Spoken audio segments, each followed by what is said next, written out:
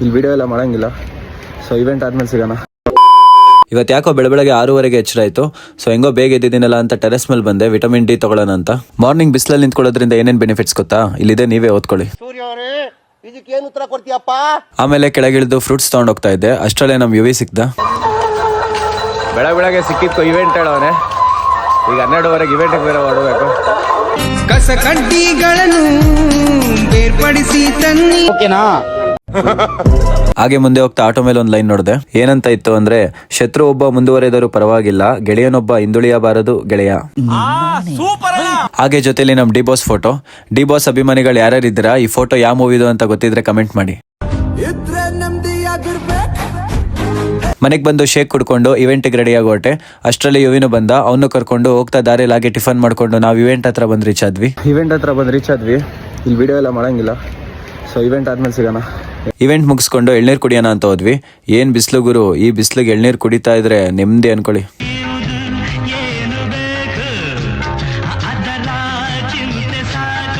ಅಲ್ಲಿಂದ ಬರ್ತಾ ಪೆಟ್ರೋಲ್ ಹಾಕ್ಸಿ ನಾವು ವಡಕ್ಮಾರ್ನಳ್ಳಿ ಆಂಜನೇಯ ಟೆಂಪಲ್ ಹತ್ರ ಬಂದ್ವಿ.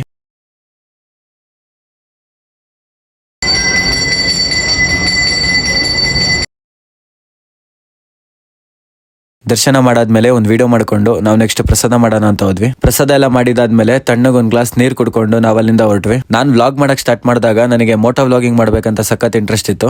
ಈ ತರ ಡೈಲಿ ವ್ಲಾಗ್ಸ್ ಎಲ್ಲ ನನಗೆ ಐಡಿಯಾನೇ ಇರಲಿಲ್ಲ. ಸೊ ಅದಕ್ಕೆ ನೆಕ್ಸ್ಟ್ ವೀಕ್ ಹೆಲ್ಮೆಟ್ ತರಿಸ್ತಾ ಇದ್ದೀನಿ. ಆದ್ರೆ ಕ್ಯಾಮ್ರಾ ಎಲ್ಲ ಅಫೋರ್ಡ್ ಮಾಡೋಕ್ಕಾಗಲ್ಲ. ಕ್ಯಾಮ್ರಾ ಪ್ರೈಸ್ ಎಲ್ಲ 35K 40K ಈ ತರ ಇದೆ. ಇನ್ನ ಚೆನ್ನಾಗಿರೋದು ಬೇಕಂದ್ರೆ 50+ ಇದೆ. ಸೊ ನೋಡೋಣ ಮುಂದೆ ಏನೇನಾಗುತ್ತೋ. ನಾವು ಹೋಗ್ತಾ ದಾರಿಲಿ ಹಾಗೆ BICಗೆ ಎಂಟ್ರಿ ಕೊಟ್ವಿ. ಇವತ್ತು ನೈಟ್ ಕಾನ್ಸರ್ಟ್ ಇತ್ತು. ಬಾಲಿವುಡ್ ಸಿಂಗರ್ ಹಿಮೇಶ್ ರೇಷಮಿಯಾದು. ಇನ್ನ 15 ಮೆಂಬರ್ಸ್ ಜೊತೆಗೆ ಬರ್ತಾ ಇದ್ದಾರೆ. ಅವ್ರ ಹೆಸರುಗಳೆಲ್ಲ ಗೊತ್ತಿಲ್ಲ. ಈ vlog continue part next vlog ಅಲ್ಲಿ ಹಾಕ್ತೀನಿ. ಸೊ ನೆಕ್ಸ್ಟ್ ವ್ಲಾಗ್ ಅಲ್ಲಿ ಸಿಗುವ. ಬಾಯ್ ಬಾಯ್.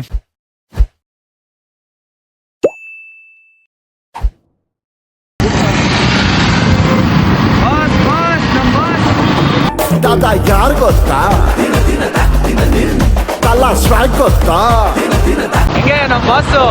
ದೇವಸ್ಥಾನದಿಂದ ಮನೆ ಕಡೆ ಹೋಗ್ತಾ ಜ್ಯೂಸ್ ಕುಡಿಯೋಣ ಅಂತ ಹೋದ್ವಿ. ಈ ಬಿಸಿಲಿಗೆ ಯಾವ ರೇಂಜಿಗೆ ಗಂಟ್ಲು ಒಣಗ್ತೈತೆ ಅಂದ್ರೆ, ಜ್ಯೂಸು, ನೀರು, ಎಳ್ಳೀರು ಏನ್ ಕುಡಿದ್ರು ಗಂಟ್ಲು ಒಣಗ್ತಾನೆ ಇದೆ. ಜಿಮ್ಗೆ ಹೋಗೋರು ಪ್ರೀ ವರ್ಕೌಟ್ಗೆ ಬಾಳೆಹಣ್ಣು ತಗೊಂತಾರೆ ಗೊತ್ತಾ? ಮೊದಲನೇದು, ಬಾಳೆಹಣ್ಣಲ್ಲಿ ಫಾಸ್ಟ್ ಆಕ್ಟಿಂಗ್ ಕಾರ್ಬೋಹೈಡ್ರೇಟ್ಸ್ ಇರುತ್ತೆ.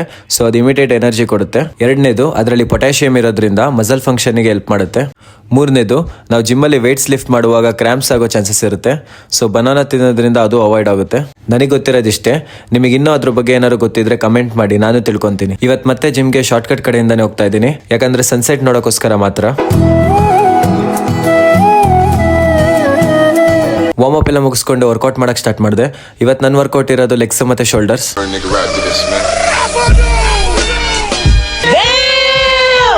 ಪಾಪ ತುಂಬಾ ಕಷ್ಟಪಡ್ತಿದ್ದಾನೆ. ಫಾಲೋ ಮಾಡಿ ಸಪೋರ್ಟ್ ಮಾಡಿ ಇವನ್ನ ಹಂಗಂತ ಹೇಳ್ತಾ ಇದ್ದಾನೆ. ಜೋಶು ತಗೊಂಡು ಅಣ್ಣ ಅರ್ಥ ಆಗ್ತಾರೆ ಒಂದು ಲೆಕ್ಕ.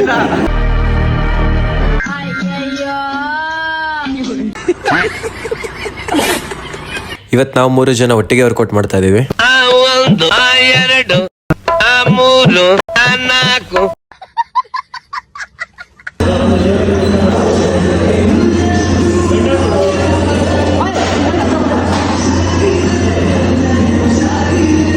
ಜಿಮ್ಮಲ್ಲಿ ಪ್ಲೇಟ್ಸ್ ಎಲ್ಲ ಬೇರೆ ಯೂಸ್ ಮಾಡ್ತಾ ಇದ್ರು.